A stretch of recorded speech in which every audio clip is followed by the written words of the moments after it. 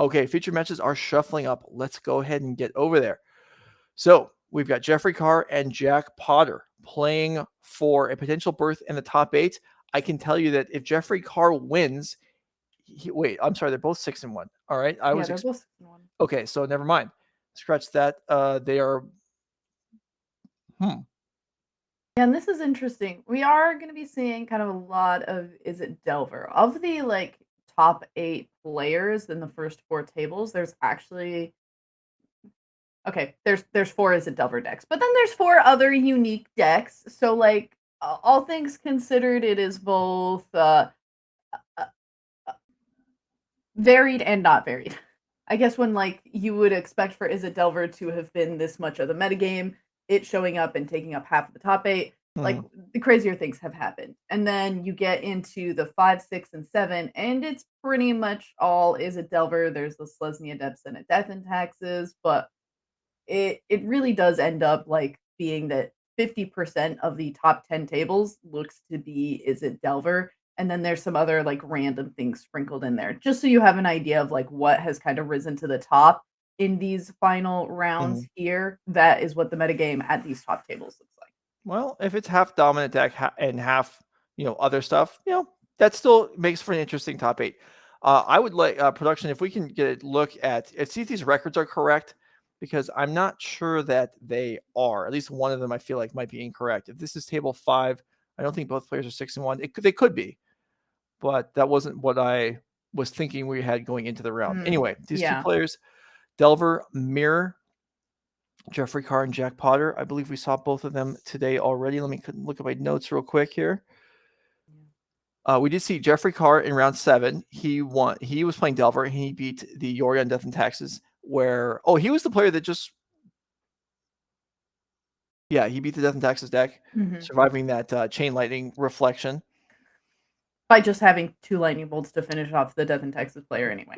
Yeah. I mean, however you do it is fine. It works. And I do believe that you are correct. Melee tells me that Jack Potter's record is 5-2, not 6-1. So I'm going to be in agreement with you. And unfortunately, or I suppose fortunately for Jack Potter, a lot of the other times that Jack Potter has had to play against Izzet control decks, Jack's 1-1. Okay. All right. Beat Will Kruger on Izzet control, lost to Isaac Bullwinkle. All right. Well, those are 2 very respectable opponents. Big names, yeah. Split against them, not too bad. But yeah, okay. So, so we can say that if Jeffrey Carr wins, he's definitely in top 8. If Jeffrey Carr loses, then several possibilities open up, including the players that intentionally drew all making it in. And we just heard that from a note that Jeffrey Carr actually lost in round 1. So he's on a 6-match winning streak right now. Impressive stuff. I'm likely looking to keep it up as well. That one loss is to Death and Taxes, but then has beaten Death and Taxes since then twice. All right. All kinds of information flying at you right now as we wait for the players to get ready for round number 8. At this point, players, especially if they played both days, which a lot of these players did, probably starting to feel the fatigue a little bit. I know I am sitting here working for you. Having been talking for so long? Yeah, definitely wears you down a little bit. Is the top 8 going to be like 6 blue-red Delver decks? Well, Carador, no. The Becky's estimate was it would be 4.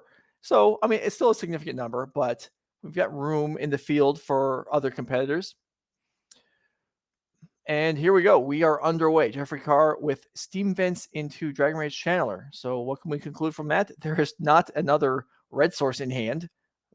Unless, I don't know, maybe you're willing to shock this in so you can save your fetch land for post Brainstorm. That's conceivable. Yeah, regardless, going to start off Dragon Rage Channeler attack, and Jack Potter's just going to let it come on through. Second Dragon Rage Channeler. Yeah, so the keep was Steam Vents and Wasteland, which is understandable, but does me and Jeffrey started down a couple life points, and maybe more problematically, it probably gives the information to Jack Potter that Jeffrey does not have another colored source in hand.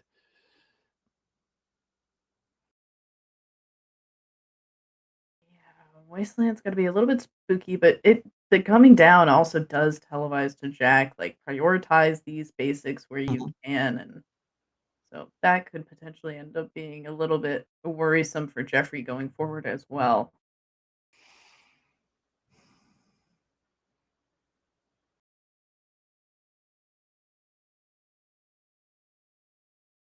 All right, Brainstorm here for Jack Potter. Before potentially committing something to the board, we see a main deck Pyroblast in hand. Let's go ahead and get a count real quick of main deck blasts. Last round we had 2 for both of our players. Each. Here we had 2 each, and this round we have the same. Yep. You honestly could probably get away with just playing all 4 main. Like, there's just so much filtering. You could probably get away with it, especially now that you play Dragon Rage Channeler, like the Surveil. You can surveil them away. If you're going to be like Jeffrey, you're going to see 3 of them. Yeah, and having Ledger Shredder also helps filter them away. Although neither one of these players are playing Ledger Shredder. These are both actual Delver variants, as opposed to the last couple of rounds where we saw some decks with Shredders and with Predicts. These are both Delver originals. And a trifecta of Dragon Rage Channelers for Jeffrey here.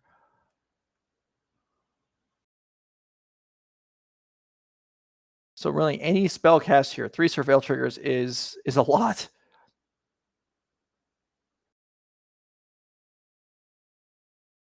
And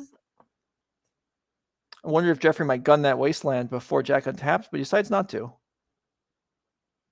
Yeah, despite that Steam Vent's trying to be a tasty target for it. Yeah.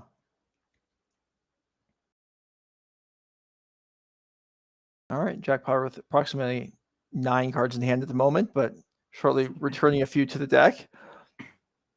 But needs to put some stuff on the board fairly soon. And 2 Pyroblasts in hand. No targets at the moment. Yeah, I think what we're in a rough situation with is we don't have a lot of land. So Wasteland was seen. I imagine there's a Polluted Delta in hand, but we're pretty spell heavy land light by the looks of it. Pretty much knew that Ponder was going to end up being a shuffle because we knew the top 2, unless that last card ended up being mighty fine. Well, 1 card keep on the Ponder certainly works just fine with a fetch land in play. Jack Potter with some autographed fetch lands here, although Jeffrey Carr with the original artwork. I have to lean towards preferring that version, also on the Steam Vents. Yeah, I do like the older Steam Vents a little bit more than the newer one. I think that was another Ponder drawn there for Jack. So yeah, that's just a pass of the turn. Jeffrey, can you find anything to play here? Oh, Mishra's Bauble, that works.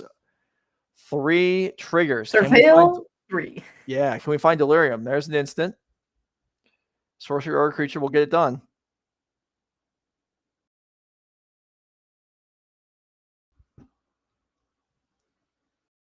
Hand looks like Daze, Petty Theft, and Murktide Regent. So that's that don't help. Yeah, no, it does not. What's this last card? It can't be a instant or sorcery, or you would just. It's another bolt. Okay, so with a land in the graveyard, 3 Surveil triggers, and an artifact that can be sacrificed in play, Jeffrey Carr unable to find Delirium, and that's going to cost him 6 points of damage this turn. Yeah, that's a lot, and that's going to feel pretty bad, but all things considered, still being able to truck along with these Dragon Rage Channelers, and hopefully they'll be able to hit a little bit harder next turn. Mm-hmm. All right, Mishra's Bauble checks the top card. Jack Potter's going to shuffle away. And Jeffrey draws a Brainstorm, which is excellent. That will most definitely turn on, well, I shouldn't say definitely, but seems likely to turn on Delirium. Mm-hmm. but too late for this attack phase. We'll see what Jack Potter's rebuttal is going to be. A whole grip full of cards here. And as you mentioned, 2 Pyroblasts. Unfortunately, those Pyroblasts don't take care of Dragon Rage channelers, so they're sticking unless we see some lightning bolts. Here's a hard cast Daze and 3 Surveil triggers. All right. Daze in, land in, and Expressive Iteration in. Interesting. That's a tough one because if you just leave it on top and draw it and cast it, you will still have Delirium next turn. So here's the Daze back. Jack Potter's not willing to tap that Volcanic Island. In fact, he gains a land drop for the turn if he didn't have another one. And again, still with so many cards in hand. But just nothing happening on the field and doesn't really see a way to get rid of Dragon Rage channelers. And now that they're 3/3s, and if you've got one land in play, like I don't know that you're really keeping up with what Jeffrey Carr has on the board here. Right. I mean, there is potential here, something like a Murktide, but and Jeffrey Carr just played his Daze. So there's not, I believe, a way to stop Murktide from coming down. However, it could be kept off the board with the Brazen Borrower that I believe is in his hand. And that would be, just as good as long as there isn't a Pyroblast or a Force Will to contain it.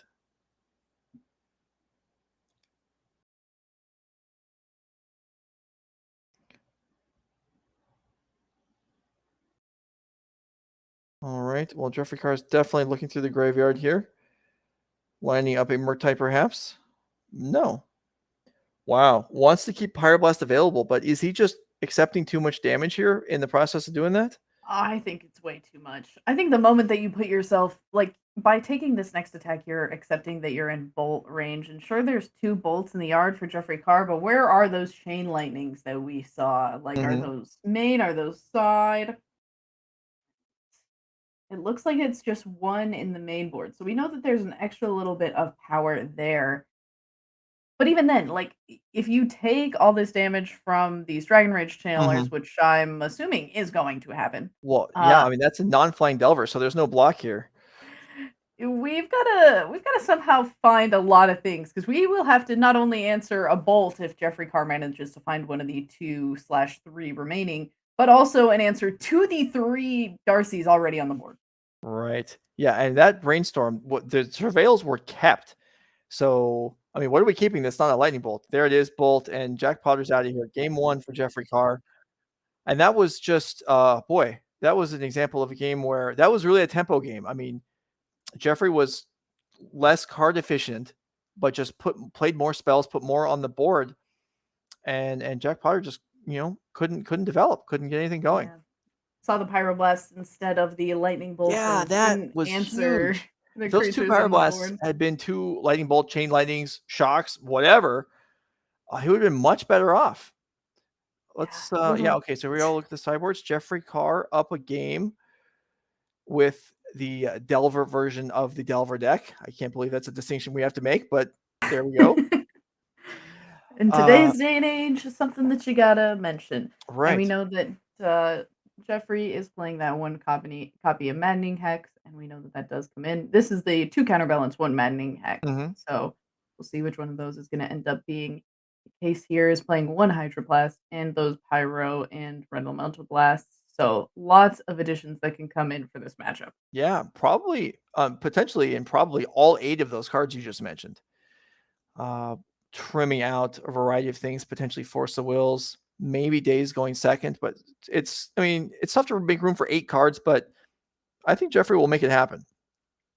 Yeah, and And it's then one of let's those things where maybe you take out Delver of Secrets. Everyone else is doing it. Why not?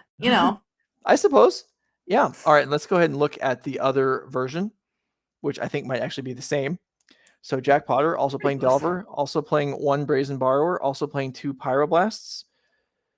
Also playing 1 Chain Lightning. Wait, I Yeah. think this actually might just be pretty much okay, there's a Force Negation in the sideboard. There's only 1 Maddening Hex and 1 Counterbalance. We're But playing 2 Surgical Extractions here. okay, but very similar stuff. In game 1, yeah, looks like identical. So Jack Potter and Jeffrey Carr of similar mind about how they wanted to navigate the main deck. And the way these things go, it's probably all, a shared deck list with 900 other players who are also playing Delver all over the world. And this is the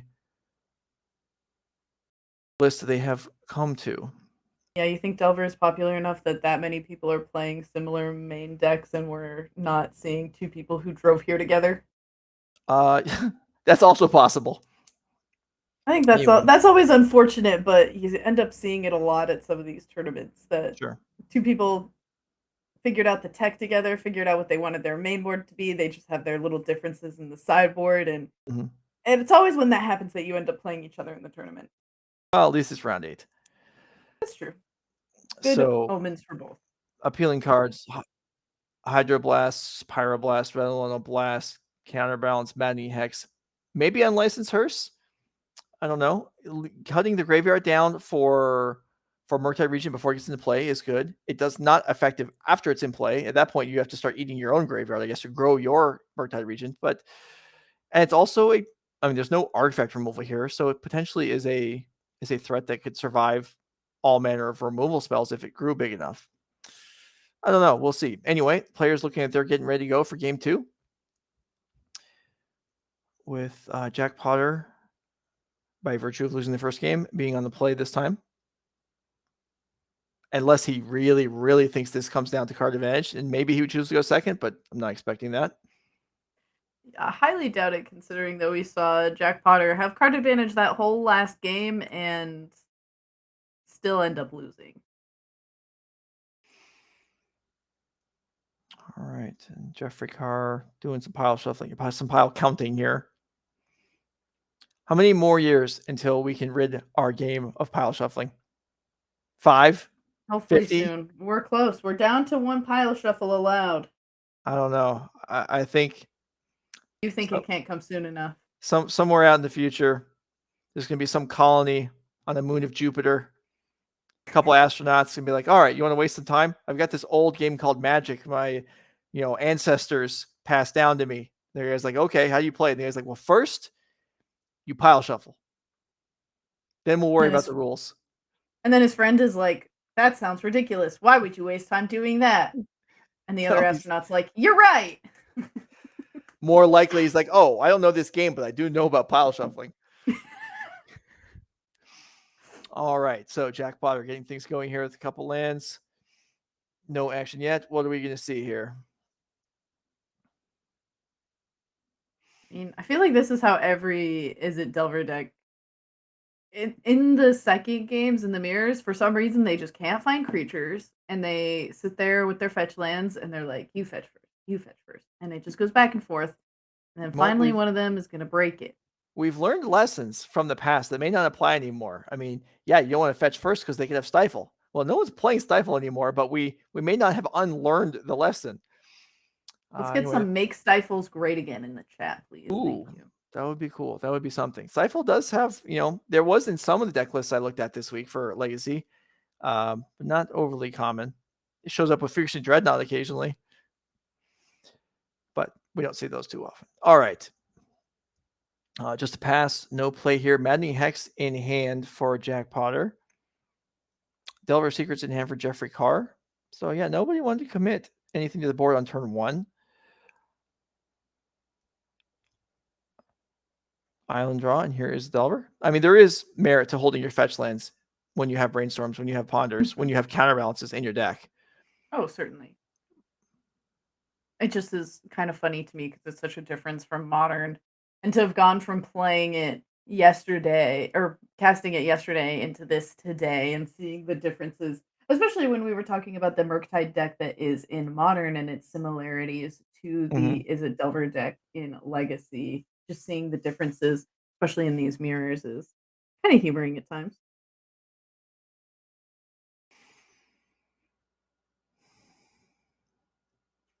Okay, if you're Jack Potter, you just run out Maddening Hex on turn 3. I mean, it's super strong and it's nice to get it out early, but I'm not sure you scared of it getting countered. Yeah, I mean, we're trying to figure out what cards get boarded out here. I mean, Maybe it's some 1-drops. Certainly, we haven't seen too many floated with them yet this game, but it seems likely to be some of the conditional counter magic that gets taken out. So maybe you feel like you're safe running it out there.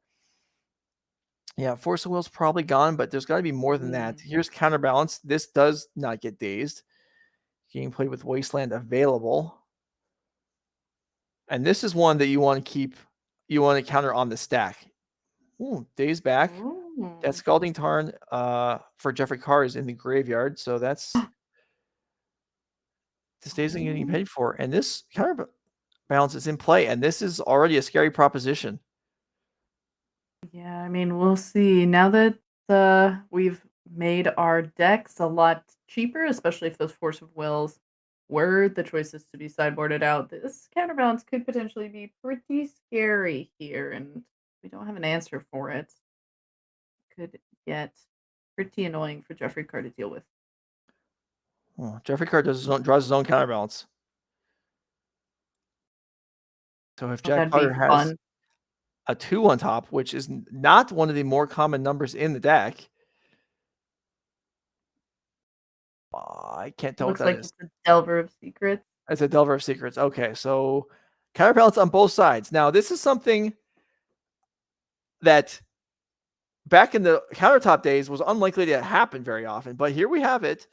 And how do you navigate this? Well, you want to try and load up multiple spells in a turn so you can cast one and then you know what's on top. And if it's countered, you cast another one that's a different mana cost, or you double up with the same mana cost if the first one gets through. But this is a nuisance until you can get a Pyroblast through to get it off the board.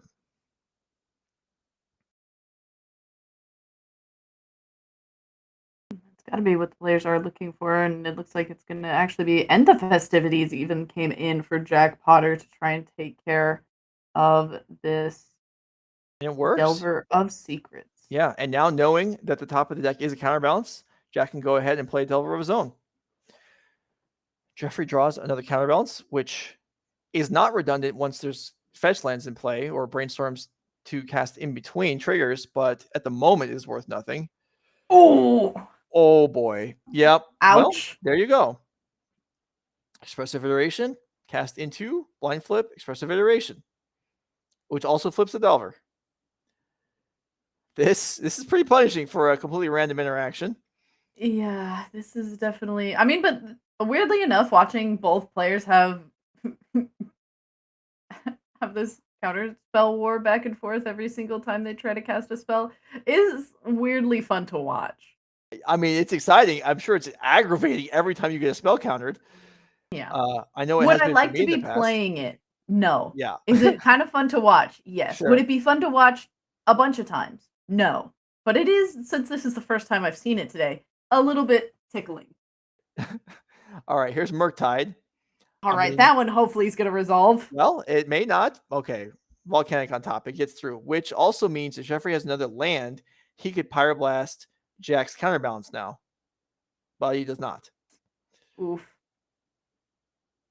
All right, 5/5 Murktide, not totally out of control. And there's options here. Petty Theft gets through. This is so nerve-wracking. Oh no, and now we have no graveyard either, so we can't even redeploy the Murktide, and we're just gonna take some hits from this Insectile Aberration. And even if we play Dragon Rage Channeler, like, it's pretty far from being able to block. It's as far away as it gets. Yeah. I mean, there was a residue of a previous graveyard. Aside from that, yeah, there's just straight up nothing in there. Here's a Ponder. Jack Potter knows top card of his deck is a fetch land.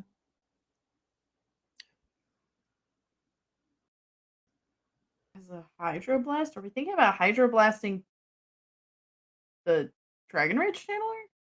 Oh, okay. Bang. Hydroblast into revealed Pyroblast. Question from the chat. What is the card on Jack's board? That is a Insectile Aberration, the backside of Delver of Secrets. Just not the art style you're familiar with. I relate. Believe me.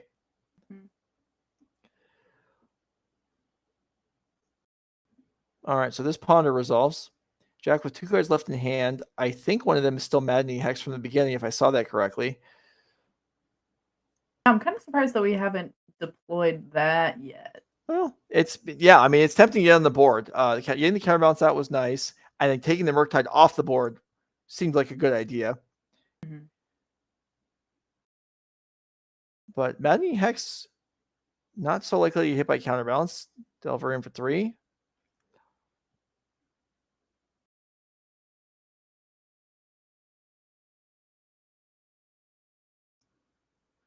What's the decision? Well, Jack's trying to decide, what do I run out here? What can I intuit what's on top of your deck? Mm-hmm. And what's going to be my decoy card if I want to do that, or he also has a fetch land. If they're calling a judge over, there may be a question about counterbalance and triggers and fetch lands. I can tell you that if counterbalance is going to trigger once per spell cast, so whether the top of your deck changes, you only get to resolve the trigger one time. So you can, if you flip and miss and then fetch, you don't get to trigger. You don't get to flip again. That's what having a second counterbalance gains you. Mm-hmm. Oh, maybe the question. Okay, according to chat, potentially Jeff didn't draw from the ponder. Okay. Mm-hmm. Well, that, unlike the miss trigger with the Emery we saw earlier today, missing a draw off ponder is not something you can do. So that would be fixed by having Jeff draw a card. The fact that it's potentially known information makes this a little awkward, but it will have to be sorted out. This is not something that can just be missed. And unless the judges decide rewinding is unreasonable, I don't think that would be the case. I think there would just be a draw here to make up for the missed draw here.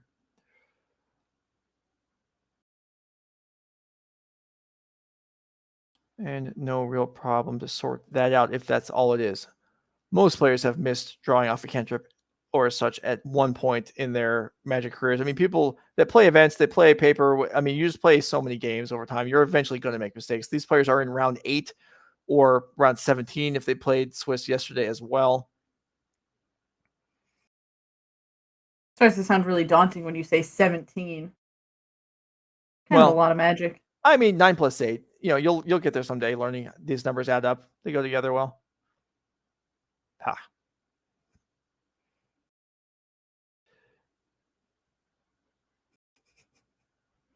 Seems like a rough spot to be in, and something else has to be wrong here if it's taking this long. Perhaps is that if a spell was, I don't remember the timing of what Jack cast, but if the spell was cast after Jeffrey was supposed to have drawn, then the counterbalance would have revealed a different card, and that is potentially messy.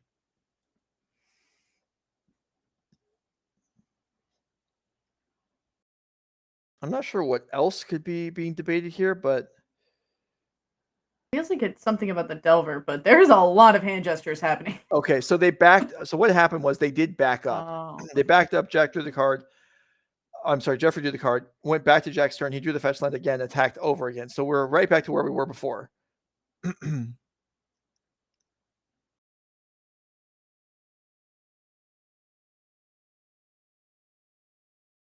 Now we're going to see Maddening Hex. Yes, nice. we are. Let's see. Do you have a 3-drop on top of your deck?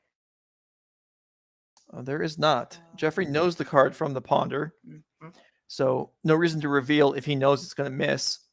And this is on the board. And, well, now any non-creatures that Jeffrey casts are going to lead to a die roll. And it's not going to take too many rolls for Jeffrey to go from 9 to 0.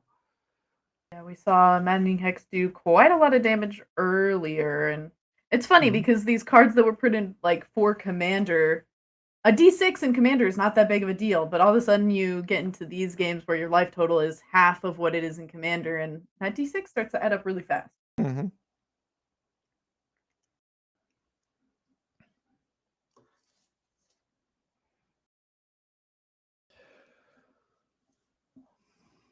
All right, Delver's in Bolt.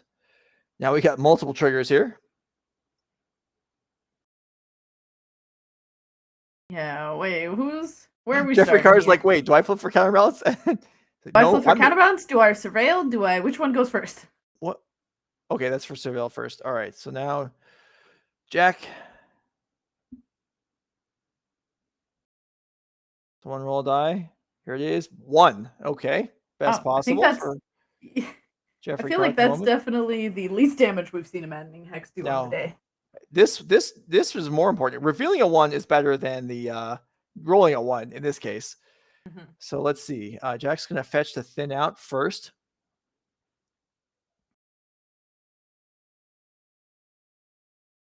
Oh, is gonna stack the top with Very and nice. the festivities. Very nice Mhm. indeed. That Mystic Sanctuary with those 3 volcanics, well, 4 volcanic islands in play, will be able to return a card to the top. So not gonna be able to bolt that insectile aberration. And not only that, but that in the festivities is gonna kill the Dragon Rage Channeler if it gets through Jeffrey's counterbalance.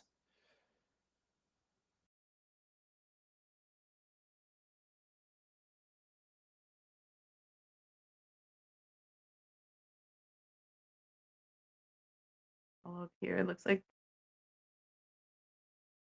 fighting be able Okay, here to is the end use. of festivities. Flip. Mhm. Nope. Okay, so that was Jeffrey, I guess, deciding not to flip. Look like he's picking his deck up, but he does maybe still know the card from the ponder, so just decide not to. Mhm. Meanwhile, there's a couple creatures on the board. Jeffrey needs to deal with both of them without casting any spells. That's tough. Or without rolling a 1 twice would be okay. We could Yeah. roll a 1 and a 2. We just gotta get a little lucky. And we need to dodge Jack's counterbalance at the same time. Yep.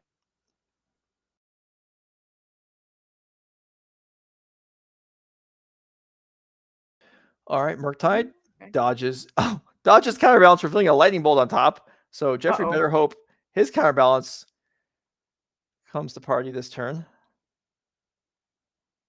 6/6 Murktide. We're not there yet. That's not enough. So this bolt's got to be stopped, and one of these creatures has to be stopped. Bolt gets through. Okay, that does it.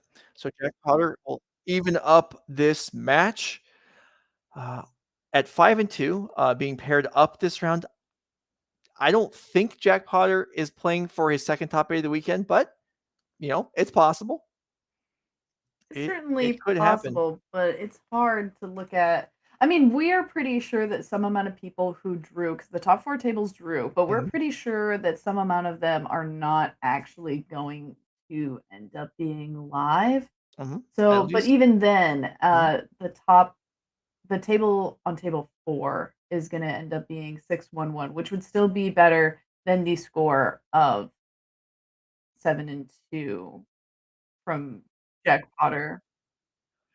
All right, so So we'll see. Meanwhile, I wanna you're the art critic or you're the artiste. Let's go back and look at the table. I want you to tell me what evaluate this deck box artwork because it the deck jumps out box, at me. it's Yeah. Yu-Gi-Oh! Oh, that's It's just a Dark Yu-Gi-Oh Magician character? in Yu-Gi-Oh! All Yeah. right, fine. See, I don't even Yugi recognize any of Moto. these things. I thought that looked pretty cool just as like a drawing that some very Hmm. talented person made on this person's deck box. But no, that's just like a production item. Yeah, it likely Oh, is, but it is still very cool. sure. Not as cool though. Yeah, I am inclined to agree. All As right. somebody who's a very big fan of all personalized items, I like when people have like personalized tokens. People have specifically made deck boxes, which has kind of been like the draw to me to Commander, is people are a lot more accepting of alters. People will like commission like custom made deck boxes for their Mhm. like style of deck, and that's just something that you don't really get to see in a lot of these, which maybe we need to get some of these legacy players to make themselves like a little insectile aberration deck box or something, especially since we've been making jokes that a lot of the legacy play right now was like EDH Sunday. I used to see, I remember back in I mean, years ago, I feel like we saw more very beautiful altars on cards in Mhm. Legacy. Now the cards are so expensive that it's hard to justify doing that. I remember a long time ago seeing Lion's Eye Diamond, a set of Lion's Eye Diamonds that had been done by some professional artist, and I was told, oh, these were like $200 each. Now, Lion's Eye Yeah. Diamond might be more than $200 each, and the Ultra ones are Yep. probably less. Yeah, that is an unfortunate result of it. Yeah, if you're getting cards altered, you're saying, "I'm owning these forever. I'm never trying to Right. resell them." Or if Right. you're trying to resell them, they have to be like altered by the artist who initially did the cards. And whoa, this is kind of an aggressive start coming out from Jack Potter here. Well, you never know. I mean, we talked about this. Sometimes if these decks, you keep a one colored source hand plus a Wasteland, and you get hit, then you're stuck. Looks like Jeffrey does have at least the second colored source, so he'll probably be okay. Oh, we have a command in chat for you to look at the price of Lion's Eye Diamond. Apparently, its mid is $538. That's pretty high. Oof.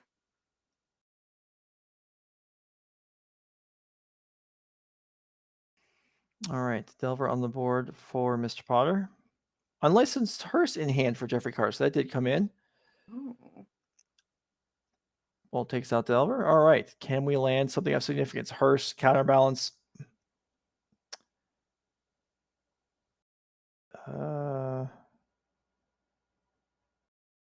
Yeah, with a little bit of a peek at Jack's hand, it didn't look like we were seeing any of those kind of What just crazy happened? sideboard tech cards. I feel like Jeffrey just went to draw a card and then like something happened. Maybe he bounced his deck and saw a card that wasn't the top card. Mhm. Yeah, that's what happened. All right, so he saw Okay. the second card and immediately stopped, and I could see it in his his physical reaction. Something is like, "Oops, I made a boo boo. Someone should do something about this." Judge. Yeah, am I disqualified for this? No, it's fine. Mhm. Okay, continue. It happens. Human error. Draw that top card, and ooh, maybe that aggressive Wasteland is gonna actually really end up being worth it, considering that there's only one Volcanic Island in hand for Jeffrey Carr, and it looks like that unlicensed hearse costs a lot, as well as that Expressive Iteration, and ooh, Whoa. whoa, whoa, Okay, I like whoa! this from Jeffrey Carr a lot because Jack Potter now effectively doesn't make a land drop this turn, and Jeffrey Carr doesn't have a land drop to make next turn, so replaying his Volcanic, isn't a cost at all unless he draws a land, which okay, he did, but he's probably happy about that anyway.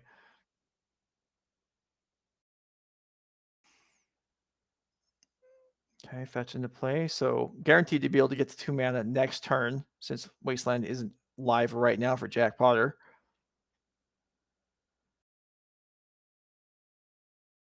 Yeah, Jack Potter has played as many rounds as I've commentated so far this weekend, as he made it all the way to the finals this morning. So he Oof. has played the maximum. Nonstop. I mean, did get buys into the legacy rounds though, yeah. That's true. You're right, slacker. I got it. Yeah, good cover. See, that's Nobody working harder than Joe Lissette this weekend. Well, maybe some of the judges on staff. I know they put in long hours also. Because they have to be ready before the tournament and afterwards. That's true. I Shout can out to the scram. judge staff. All right, so petty theft on Brazen Borrower. This would actually be a nice spot to have a counter since Brazen Borrower gets to be recast later on. And blocks Dragon Rage Channeler. Yeah. And Insectile Aberration. All right, Well, so a Delirium to Dragon Rage Channeler.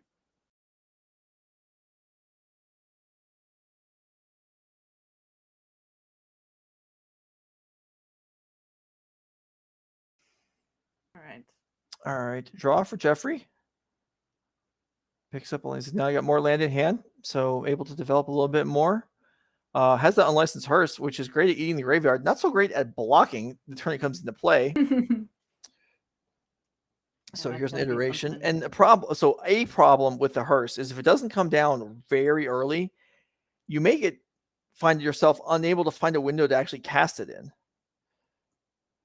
Yeah, and I think that's going to end up being the issue Yeah. here. What are these choices? I believe that middle card it looks like Wasteland, Maddening Hex, Counterbalance? Ooh. You're right about the counterbalance. And Jeffrey's going to grab that one. And I guess the Hex is just going to be exiled. That's gotta kind of hurt to see two like Yeah, pivotal sideboard cards off of that and not really be able to cast either one of them. right. Yeah, and not even getting 2 for 1 out for Expressive Iteration. That is Yep. disappointing. Strand Range Channelers coming in, doing a lot of damage as they are delirious. Yeah, there I you got go. there. I don't know, maybe they're deliriumed, but, delirious sounds better in addition to actually being a word. Let's Mhm. go with that one. Agree. Let's see what Jeffrey Carr So can put together is actually going to Red Elemental Blast this Brainstorm. and another card falls to the floor. So, Better the Jack's hand Brainstorm than the Volcanic Island. well, better than either one of these than the Primeval Titans that were falling yesterday. The, Jack's hand must be pretty good if he's willing to surveil a Brainstorm into the graveyard.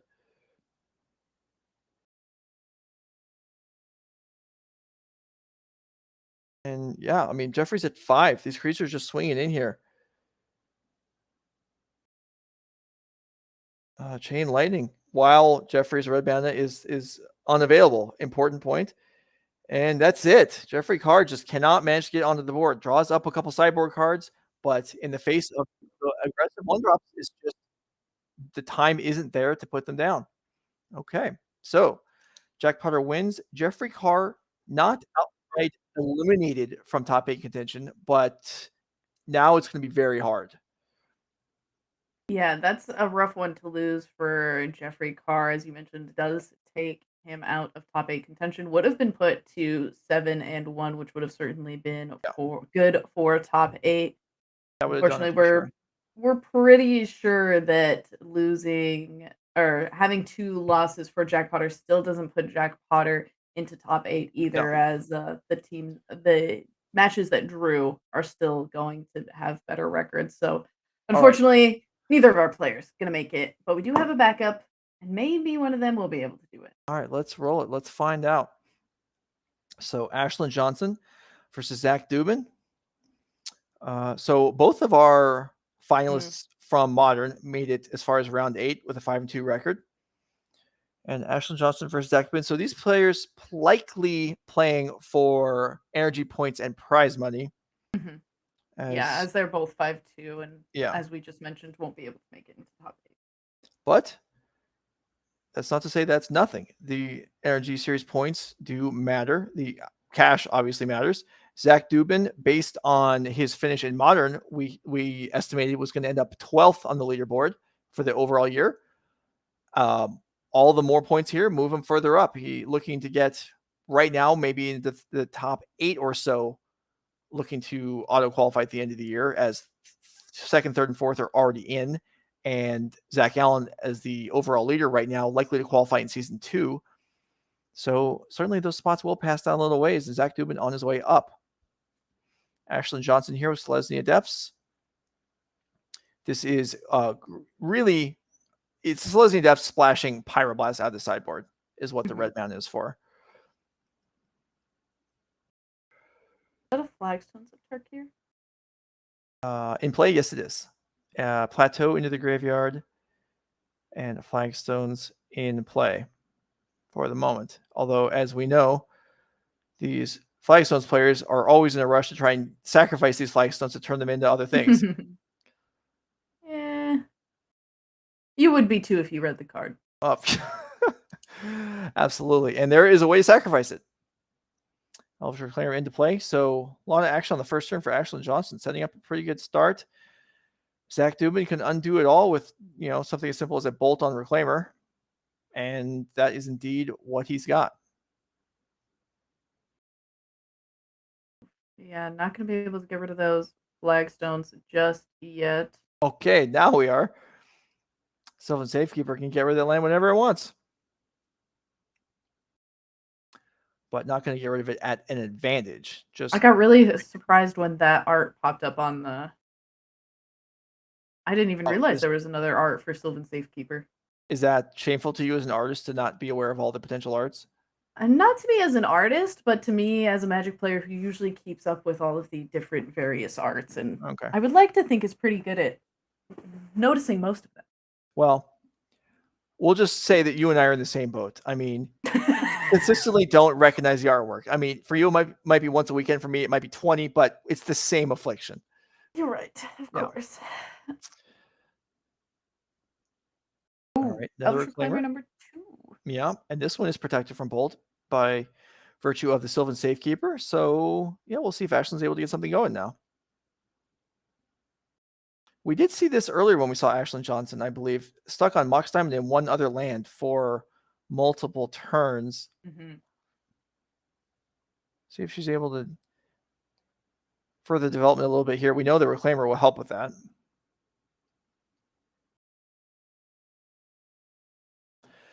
Chat talking about there being a preponderance of blue-red Delver in the last few rounds, and this is no lie. We definitely tried to feature other decks as the day went through. Just like yesterday, we were trying not to feature 4-color, especially mirrors, in the early rounds, but the decks do have high win rates. So as we move through the day into the later rounds, that is what we end up with. Not exclusively, but certainly majority. Yeah, and there's something to be said for a part of the or a percentage of the metagame that was Izzet Delver is 20%, but I would say that of the top 10 tables, so the top 20 players, about half of the decks are Izzet Delver. So there's only so much we can do at this point. Yeah. So the deck is just performing well. Okay, Brainstorm for Zach Dubin. Gonna set up some future turns. Ideally put a creature out this turn. We have, for Ashlen Johnson, we saw one Swords of Plowshares. These Selesnya depths decks, for some reason that's hard to say. This is a difficult word. Do come equipped with a decent amount of removal, but it can run out. It is not an inexhaustible supply, and I believe 2 copies of Sylvan Library in Ashlen's main deck, so not a ton of card drawing or filtering. Yeah, being stuck on this amount of land is certainly looks to be starting to hurt Ashlen's place in this game. So we'll see if she's going to be able to recover from it. And earlier in the day, we saw Ashlen take down a game by getting pretty punchy with some souped up Elvish Reclaimers. So could be nice to see that happen again. Yeah, well, won't be too much from this point. This Reclaimer is going to... So the Flagstones of Trocaire will fetch up a land here, and then the Reclaimer will fetch a land. So Ashlen will actually net a land here. One of them is forced to be a plains or a forest. There you see a plains. Dual lands are acceptable. And then here is a forest from the Reclaimer, which is able to fetch anything. So yeah, now she's a little more set up. Wasteland proof for the moment. Yeah, which has got to feel good considering that Zach has simply telegraphed one by keeping it in play.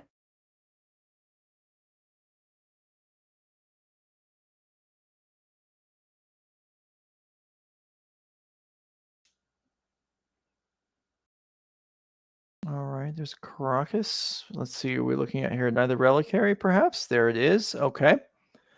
That's a card that Zach is... Well, every creature really that Zach cares about at the moment needs to be countered, because once they get into play, the Sylvan Safekeeper is going to put kibosh in any potential removal spells.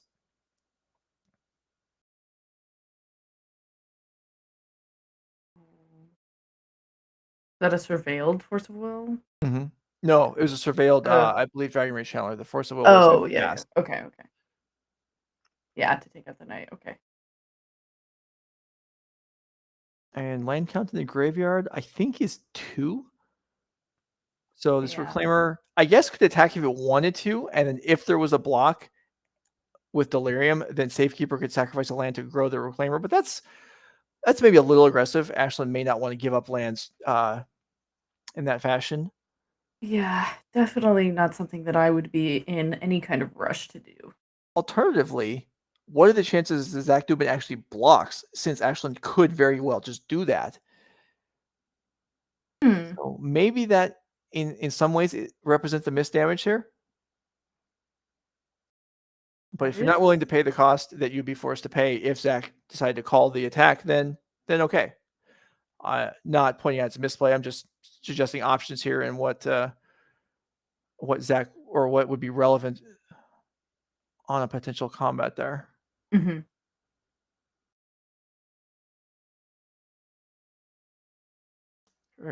Channel looking a little frisky, decides to jump halfway across the board and do a pirouette. And now it actually attacks for 3. Murktide Regent will clean most of the graveyard up. And now Ashlen's got some real threats to deal with. That Murktide Regent, we've been talking about it time and time again. I feel like for a small moment in Legacy, Kappa Cannoneer was the biggest and meanest thing that people had to deal with, and now all of a sudden Murktide Regent has said, step aside. Yep. It's my time to shine. There was definitely a weekend where we had a Legacy event, and Kappa Cannoneer was all the rage. And while it's still played, Polluted Delta has reasserted dominance.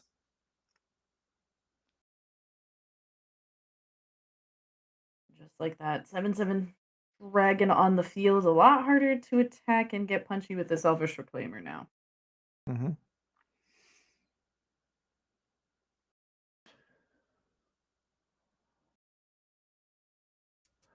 And with Wasteland sitting there for Zach Dubin, no real opportunity here for Ashlen to attempt to put together a Merit Lage combo.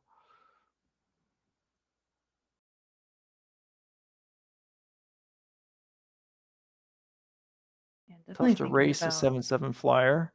Yeah, and you can kind of tell that Ashlen is deciding, okay, what is the game plan here?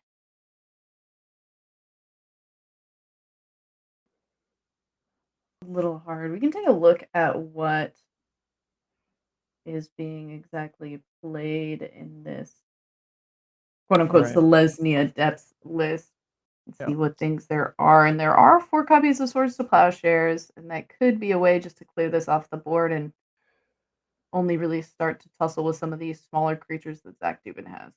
Yeah. There's also a couple of prismatic endings. They're obviously not going to hit the Murktide. And the question in the chat, Maze of Ith. There are no Maze of Iths in the main deck. There are also no Maze of Iths in the sideboard. So not super easy to deal with this. There is a Dark Depths finding its way into play.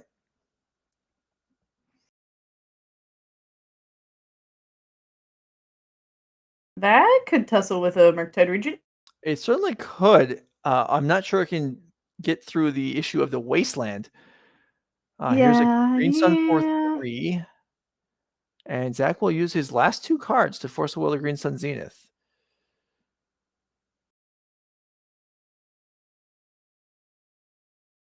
And Ashlen forced to just pass the turn. Yeah, we have a bit of life here if life totals are correct, and we can take a hit or 2 from this Murktide Regent. Second Wasteland. Let's get in the air. I said we can take a hit or 2 from the Murktide Regent. It gets a little worse when the Dragon Rage Chandler is coming in too. So yeah, Right. we have a 1-turn clock technically between the 2 of them, but we do need to find a way to answer one, ideally both of these, of course.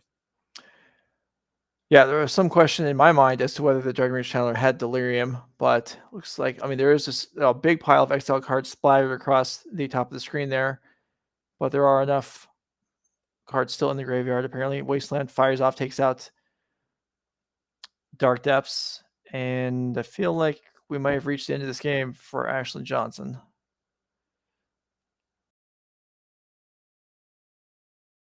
One card in hand, Mox Diamond. That's not going to help. I feel like the other card in hand is a Swords to Plowshares, though. Okay, well, if that was the draw for the turn, well, that would certainly turn things around. If that was indeed an attack for 10 last turn, so Ashlen would be at 7 right now.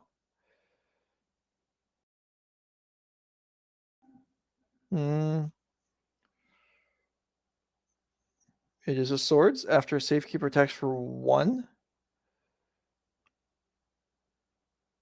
Okay, so yeah, we believe that Ashlen should be at 7, which now means that we're on like a 3-turn clock and crossing our fingers that Zach doesn't draw a lightning bolt.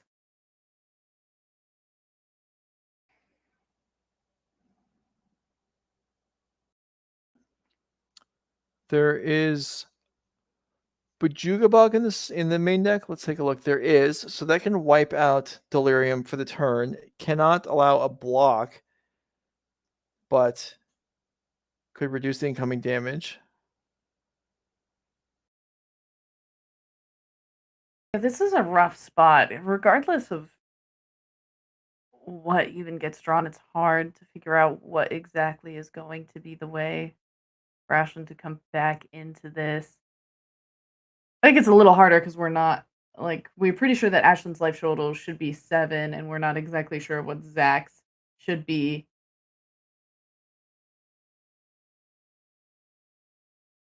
And I'm a little confused by the scooped up pile of exile cards. Right. Yeah. Oh, So Bajuka it's Bog. it's Okay. all exiled now. So when damage comes across, the attack with the Sylvan Safekeeper now looks a little iffy, as the Bajuga Bog would have allowed the Safekeeper to trade with the Dragon Rage Channeler. Well, okay, Mhm. Prismatic Ending takes it out, no problem. So there you go. That worked out great. Attack All across. right. All of a We- sudden, this is how we get back into the game. Okay. Yeah.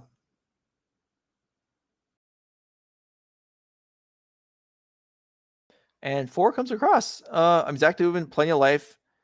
Ashlen Johnson at 6, but no action for Zach Dubin with no graveyard. That somewhat limits the capabilities. And Yeah, 4 more.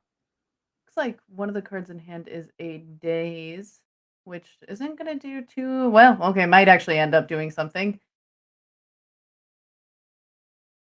I'm trying to decide exactly how much mana we want to spend for that Green Sun Zenith that's in Mhm. hand. I mean, a knight would be nice, but you're right. She does not want to get dazed. Mhm. Uh, and another reclaimer. I mean, that certainly attacks for a decent amount of damage anyway. Yeah, I feel like we're calling this Selesnya Depths, but I feel like every time I've seen it, I just want to focus on Elvish Reclaimer, and Yeah, I mean that's that what's is been able to do the most damage here. right. Here comes 7. Zach drew a Pyroblast. That's most definitely not going to help.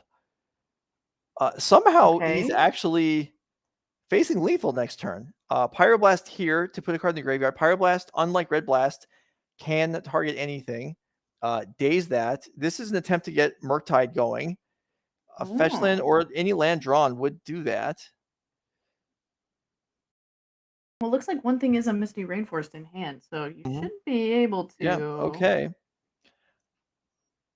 So Zach Duman knew what he needed to do there in case he drew a land. He did accomplish that, not costing himself very much, honestly, in the process. And this will be a 5/5 Murktide, and Ashland's at 6. So not a lethal attack available for either side. Okay. Yeah, just barely not. Oh, this is rough. And the card in hand, aside from the Mox Diamond, looks to be a crop rotation for Ashland. Ooh. So Well, that's, let's see. I mean, it's conceivable that could matter. There are Sajiri mhm. steps. Okay.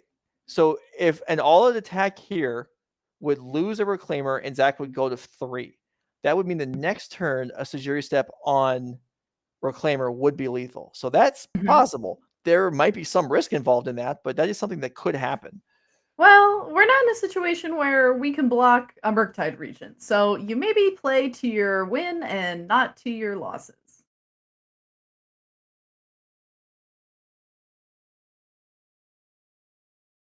Whoa! Okay, well, Oh, that simplifies things considerably. ouch. Murktide gets wiped out. Ashland attacks for 7. A nice top deck there from Ashlyn, and And that the draw Swords was a to lightning bolt. Plowshares. So Oh, Zach would have won this turn on the attack, wow. regardless of whether Ashland decided to force the issue or not. Zach's lightning bolt would have put that game away. All right, let's go ahead and look at deck lists before we start game 2. That one certainly was a satisfying game. All right, Zach Dubin, Blue Red Delver. Again, the Delverish Delver version. We've seen some All right. spell hate being very relevant in the last couple of rounds. This sideboarding is going to proceed a little bit differently. Yeah, darn. That was the instead of like other UR Delver players, people are making a lot of comments about the main deck Pyroblast. Zach is only playing one main deck Pyroblast. A lot of other people playing two. Zach's only gone down to one. Unfortunately, it was one of the top decks in that game that made for an unfortunate end there. And looking at some other things that could potentially be brought in this matchup. Well, we got Submerge. That's a clear winner always against these green-based creature decks, whether they're Merit Lage decks or not. We dodge a lot of the potential sideboard cards here, though. Price of Progress, maybe. That's definitely do some damage to Zach as well. I don't know. I don't know if I love Maddening Hex here. I don't know if I love Counterbalance. I don't know about Unlicensed Hearse. So not a lot to bring in. Maybe not so much to take out either. We got the one Pyroblast. We know that's leaving. Mhm. That might be. We might see a too much change here. Yeah, I was gonna say the same thing. I feel like I would end up keeping a lot of the same cards already, maybe shaving a few things for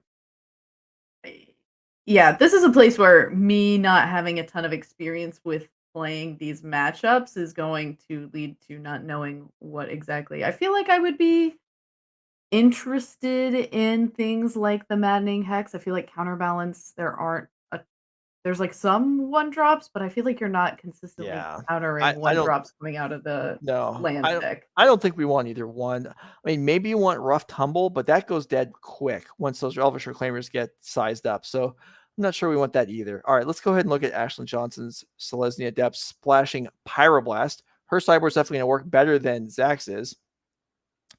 As we can see, Endurance, that's a winner. Pyroblast, that's a winner. Choke, definitely a winner. Winner. Yeah, all right. So she's Alright. got plenty to deal with. And as Yeah. we talked about on an earlier round today, maybe Blast Zone comes in as well, as there are a fair number of one-drop threats in Zach's deck. So Ashlen is definitely going to gain in the matchup. Plus, she's up a game already on the board. So we'll see how this plays out. Let's roll game 2. All right, we're already Okay. in progress for game 2. All right, let's bring it down. Not too far. Looks like so far we've gotten to make use of that Pyroblast at least. Yeah, Or and tried to and it got forced. right. Either way, that's likely a good exchange for Ashlen.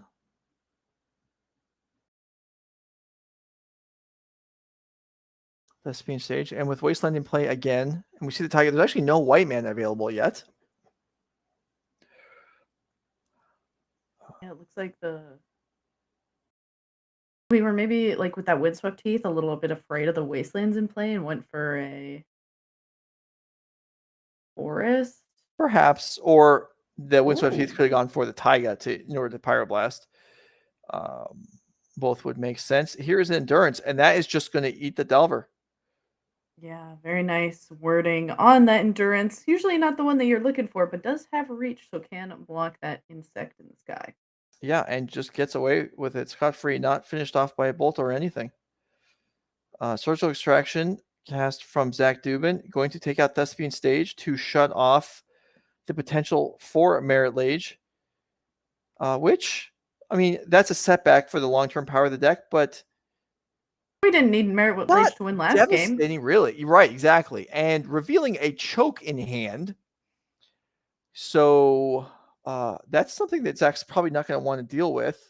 I guess there's not actually a mana source in hand this turn anyway. Mhm. Yeah, it looks like that Dryad Arbor will have to spend a little bit of time summoning sick 2 Night of the Reliquaries that choke, crop rotation, and another Endurance. Someone commenting, interesting that Zach has Pyroblast in post board. This is Ashland's deck that Zach is looking through right now, seeing Pyroblast, unless you spotted one in Zach's hand, which uh, I will admit would be surprising, and you are correct. There it Oh. is.